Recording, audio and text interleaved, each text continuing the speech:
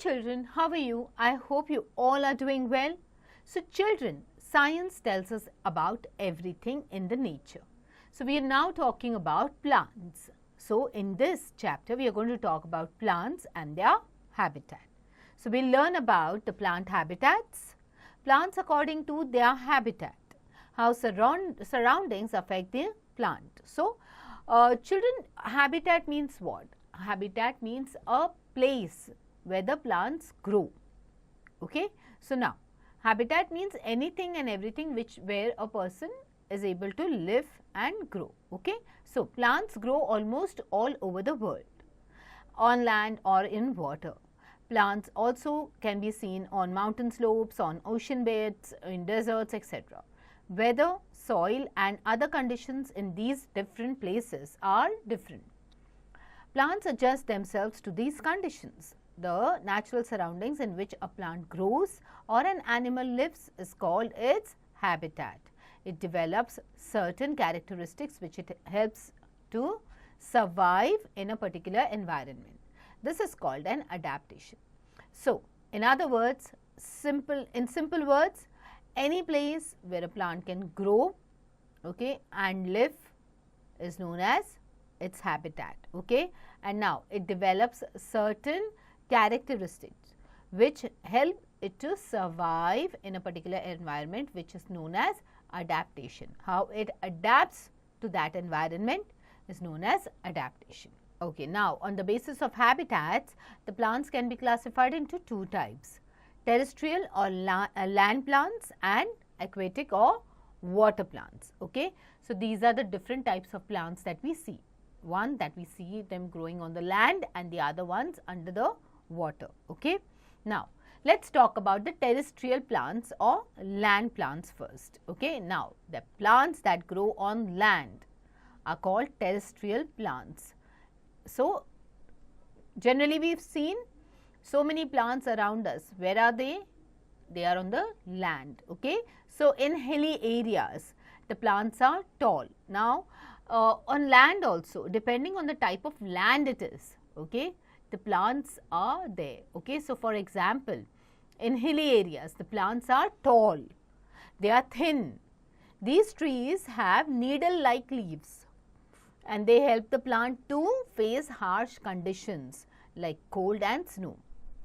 They do not bear flowers, but they bear cones, and the seeds grow inside these cones. Example, the pine, the fir, the spruce and the devdar. Now, the reason being, in hilly areas, we all know that it rains a lot, it is pretty cold, and then in certain areas, in certain mountainous areas, there is snowfall as well. So, the leaves of these trees, they are conical in shape, okay, they are like cones and they are needle-like. So, what happens is that the snow, instead of just sitting there, it slides and glides down the tree and falls on the ground, okay, and does not stay there. That is why they are made in that particular shape. Okay. Now, tea plants also grow in hilly areas. They grow on the hill slopes as they need more but. Okay, but this water should not accumulate near the roots of the plants. Okay, they need more water. So, they grow on the slopes. Okay. Mountains provide suitable conditions for their growth. Now, the weather condition, like for example, if you know, in India, Munnar is a place where there is lot of tree plantation that happens, okay, even in Assam and all. So, you see that there are the tree plants which are there, they are all on mountain beds, okay, they are on the sides of the mountains, and those climatic conditions, like it's cold, okay, but pleasant, and it helps the tea plants to grow well. Now, in plains, the trees have lots of leaves with branches spread around. The leaves are flat and thin. These plants shed all their leaves mostly in winter to protect themselves from the cold weather. Some of the trees shed their leaves during summer or autumn and grow new leaves in spring season. Neem, peepal, shisham, mulberry, banyan, etc. They are common plants found here. Now, in plains, we will see that the trees have a lot of leaves, okay, and then the branches also keep spreading a lot, okay, they spread around, and then the leaves are flat, they are thin. The plants, the tree is huge, but the leaves are thin, they are very flat, okay.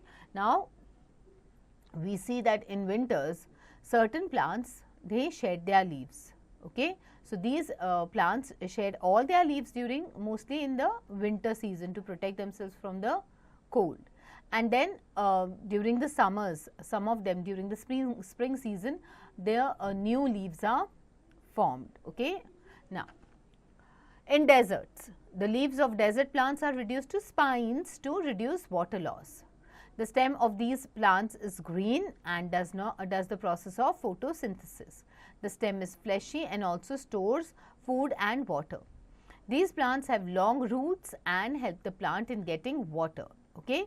So, in desert, the plants which are there like the cactus, okay, or the date palms, their roots which are there, they are quite long, okay, and then they help to get the water from deep down the earth's surface, okay. And the leaves of the desert plants, they are reduced to spines, okay, they are known as spines to reduce water losses, okay.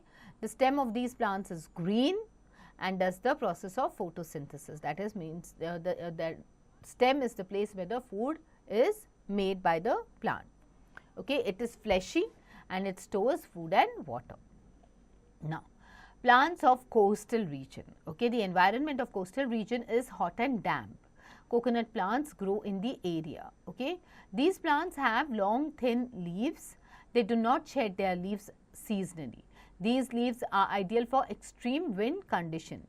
So, coconut tree, if you have seen near the beach areas and all, okay, you will see there are a lot of them, and as the wind blows and all, the leaves, okay, the trees are so strong, they are deep inside, their roots are so firmly attached to the soil that even if there is heavy wind flowing and all, the trees do not fall easily until the soil is really very loose, otherwise they do not fall easily, okay. And these plants, okay, they do not shed their leaves like the other plants do, okay.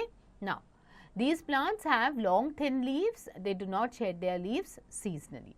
Now, in marshy areas, okay, places where the soil is clay, there is lot of water in the soil. Now, mangrove trees grow in such soil, their roots cannot get air from the soil. They have some breathing roots that grow above the soil, okay. Now, aquatic plants are water plants. Plants that grow in the water are called aquatic plants. Like we have aquatic animals, we have aquatic plants as well, okay. Now, there are three kinds of aquatic plants: floating plants, fixed and underwater, okay. Now, these plants develop special features to live in their habitat. Like look at the floating plants first, okay. Now, these floating plants are lightweight, okay, and they are spongy. The leaves have a thin waxy coating, okay, so that the water does not wet the surface of the leaf, okay. So, the coating which is there, so if water falls on that, it does not wet the entire leaf, okay. Example, the duckweed, the water hyacinth, okay. Now, you have an activity here. You need to visit a pond and see various types of aquatic plants, okay. Observe them carefully and classify them. Now, you have to observe them and classify whether they are floating, they are fixed or they are underwater. Now, fixed plants.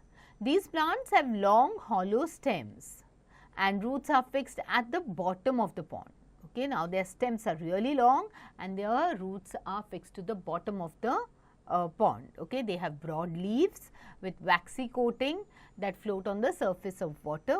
Example, lotus, water lily and all. This you must have seen quite, this is quite common and you must have seen it whenever you go to a village or whenever you go to any rural areas, okay.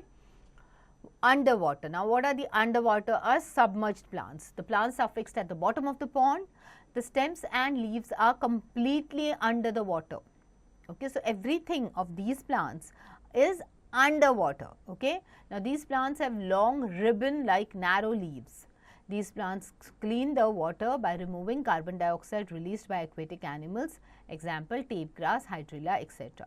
So, they are fixed to the bottom of the pond, they stay there only, and they the leaves, the stems are completely under the water only.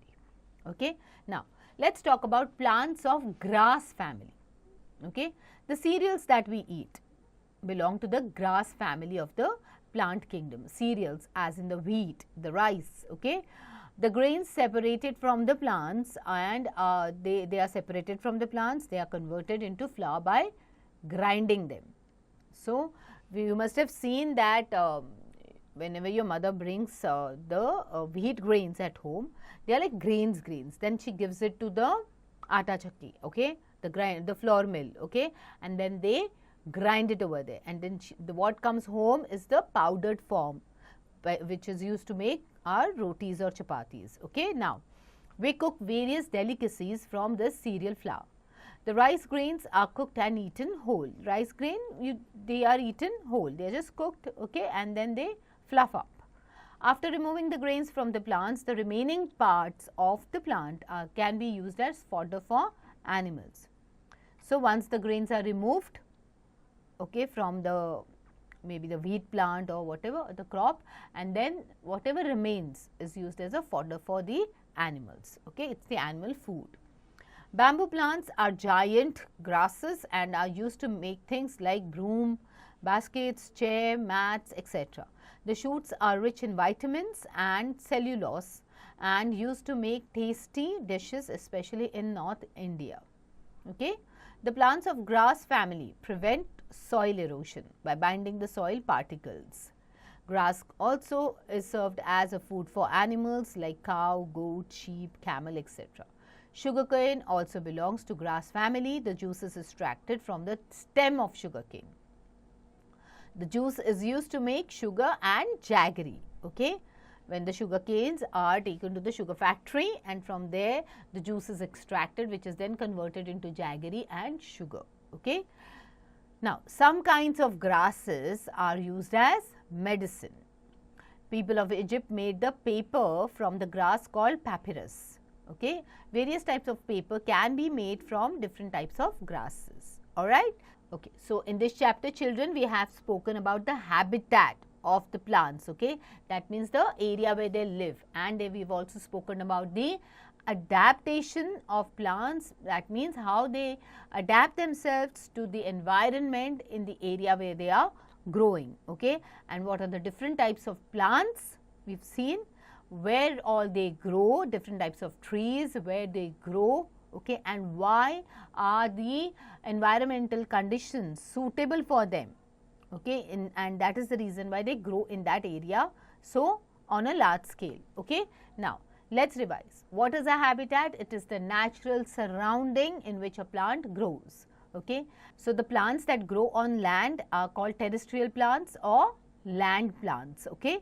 Now, plants that grow in water are called aquatic plants. Aquatic plants may be fixed, floating, or submerged. That means submerged as in they are under the water. Okay. They grow under the water and they are there only. Okay. Plants in hilly areas, okay, they have needle-like leaves. Why is that so? Because the snow or the water can easily slide down from the leaves. Okay. Plants in the plains, they have lots of leaves and branches. Leaves are reduced to spine in desert plant, and that is where the food is stored. Okay, the stem. Coconut plants grow in coastal regions and they do not shed their leaves seasonally. Alright, now, in order to test your knowledge, how much you followed the chapter, it's time to do the exercises. Alright, multiple choice questions, MCQs. Take the correct option. A lotus plant has needle-like leaves, broad leaves, no leaves, or very thin leaves. They have broad leaves. Okay, the lotus plant, which is a fixed plant. Okay, their leaves are broad. Clear? Now, plants that cannot make their own food are called submerged, floating, aquatic, or saprotrophs. They are called the saprotrophs. Okay. So, water hyacinth, is it a saprotroph, aquatic, terrestrial, or insectivore? It is a floating plant. So, what floats? Stays on water. That means aquatic. Alright. In desert plants, the leaves are reduced to spines. Okay. Now, fill in the blanks. The natural surrounding in which an organism lives is called its habitat. Plants that grow in water are called aquatic plants. Plants in hilly areas have needle-like leaves. In desert plants, okay, the leaves are reduced to spines. Okay. Dash are also used to make medicines. What? Grasses. Okay. Grasses are also used to make medicines. Alright. Now, write T for true and F for false statements. Okay. Aquatic plants have special features to help them float or stay underwater. Absolutely true. Okay. Desert plants have a fleshy stem. Yes, that's where the food is stored. Hydrilla is an example of submerged aquatic plant. Is this true, children? Is Hydrilla an underwater plant? Yes, it is an underwater plant. Okay. Plants in hilly areas have spines like leaves. No, they have needle like leaves. Okay. Now, match the column. Pine. Where do you find pine trees? In the hills. Mangrove in marshy areas. Coconut in the coastal areas, and duckweed in water. Alright. Name these. Plants growing in water are called aquatic plants. Plants growing on land are terrestrial plants. Plants that live in deserts are desert plants. Alright. Now, name two floating plants. Okay. The plants that float on water. Okay. Water lilies and lotus. Okay. Now, next one. Submerged plants, plants that are under the water. Okay, what are the plants that are submerged inside the water? Tape grass, hydrilla. Okay, plants growing in coastal areas. Coastal areas we generally see big palm trees or coconut trees. Okay, next is the plants that grow in deserts. Cactus, date palms. Alright. Give the habitat of these plants. Okay. Pine. Pine is a terrestrial plant. Okay. And it grows in the hilly areas. Lotus is a floating plant. And where does it grow? In the water, aquatic plant. Okay. Coconut. Coconut is a plant which grows on the coastal areas. Okay. Hydrilla is a plant which grows under the water. Okay. It's an aquatic plant, and mangrove in marshy areas. Alright. Okay. What is habitat? It is the natural surrounding where the plants grow. Alright. Next. Why are plants in the hills cone shaped? Because of the hilly areas where there is lot of snowfall and all, so that the snow or the rainwater can slide down the plants, okay, from the leaves. Now, name the plant of grass family whose juice is used to make sugar. It is the sugar cane. Why is the stem of cactus plant green in color? Because the water is stored in the stems, okay, from where the food is prepared. Alright. Now, next is the long answer type questions. What type of roots do plants growing in marshy areas have? Okay, and why they need these types of special roots. So, children, this is a very good explanation about mangrove plants, okay, the plants that grow in the marshy areas. Okay, we've already seen them, that the soil over there, okay, does not have sufficient air, okay, and that's where these plants develop. What is adaptation? How has lotus plant adapted itself to its habitat? Okay, so you have to tell adaptation is where the plants live and adapt themselves to that environment, and what are the special characteristics they have, like what does a lotus plant have. Okay, the stem and the roots are fixed to the soil under the water. Okay. Okay. Give main uses of the plants of grass family. They are used for making medicines. Okay, they are used for making sugar. They are used for making different items. All right. Now, next is list the difference between aquatic and terrestrial plants. Okay, the water plants and the land plants. Okay, you have to tell us about the difference between them. Okay. Now, critical thinking skills. What would happen if pine grows in the desert area? Okay, pine trees are long and then thin. Okay, and then they are needle shaped. Will they grow, will they sustain in the desert area? No. Cactus can sustain because they have long roots, they have spine-like leaves, and they are fleshy and green stem. Okay? A lotus plant cannot grow on the plains. Explain. Because it is an aquatic plant. Okay? It cannot grow in the plains. It is made in such a manner. Okay? It takes lot of nutrition from the water only. Okay? And the soil which is under the water. Alright. Now, case based study. The leaves of desert plants are reduced to spines to reduce water loss. Okay? The stem of these plants is green and does the process of photosynthesis. The stem is fleshy and also stores food and water in it. These plants have long roots and help the plant in getting water. Example, the cactus. Okay? Now, there are three kinds of aquatic plants, okay? Floating plants, fixed plants, and underwater or submerged plants. Now, these plants, they develop special features to live in their habitat. Floating plants are light and spongy. Okay? Leaves have a thin waxy coating so that the water does not wet the surface of the leaf. Example, the duckweed, water hyacinth and all. Fixed plants, they have long hollow stems, okay, and roots are fixed at the bottom of the plant. They have broad leaves with a waxy coating that float on the surface of water. Example, lotus, water lily, etc. Underwater or submerged plants are fixed at the bottom of the pond. The stems and leaves are completely under the water. These plants have long, ribbon-like narrow leaves.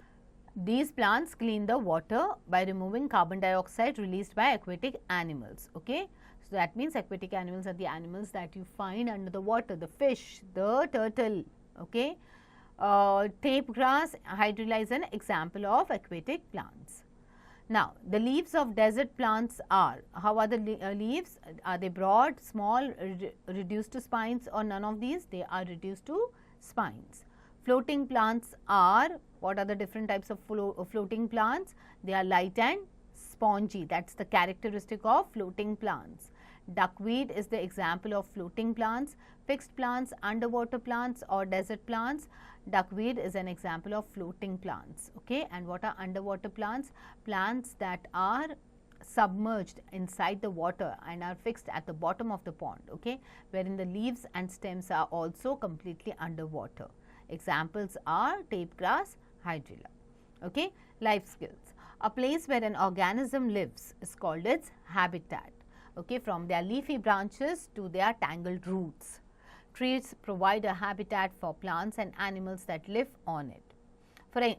Now, you have to find out the name of some plants and animals that depend on trees. So, you have to tell us about the plants that are dependent on other trees, and you have to tell us about animals that are dependent on trees for food or for shelter, for everything. Okay?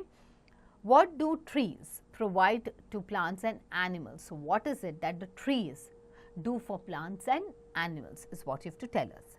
And how is tree affected by the plants and animals that live on it? Okay? Now, let us do something new. Collect the leaves of as many plants as you can. Dry them by keeping them in the newspaper. After 15 days, take the leaves out and paste them on a scrapbook. Your herbarium is ready. So, what you are trying to do is you are collecting all these leaves and you are drying them. Okay? After around 15-20 days, when they dry, okay, you will see they are like very crispy, okay, and then you paste them on your scrapbook. So, your herbarium, it is called an herbarium, it is ready. Go for nature walk in your school, observe different types of trees, their leaves and flowers, and prepare a report on them. Now, explore. Do you know about snags? What are snags? Snags are standing dead trees. Find out information about them regarding what can they provide to the environment. They actually provide habitat for a number of species. Okay? Which animals live in their bark? How many varieties of birds or insects can live on snag? And what are chickadees? Okay? Also find information about them. So, basically sometimes we look at a tree okay? It does not have leaves, it does not have any type of fruits on them. So, these are actually dead trees, okay? It's just a log of wood actually which is standing on the surface of earth. But these trees are also useful for some, okay? Like you will see trees on these trees, birds sitting on these trees. You might see some insects crawling on them, okay? Certain birds, okay, they might have made a nest inside them, okay, they must be living there, okay. So, these trees are also useful. So, find out about such trees, okay, and also find out about what is chickadees, alright. But before you find that thing out, quickly reread the chapter and complete all the exercises, alright children, get going.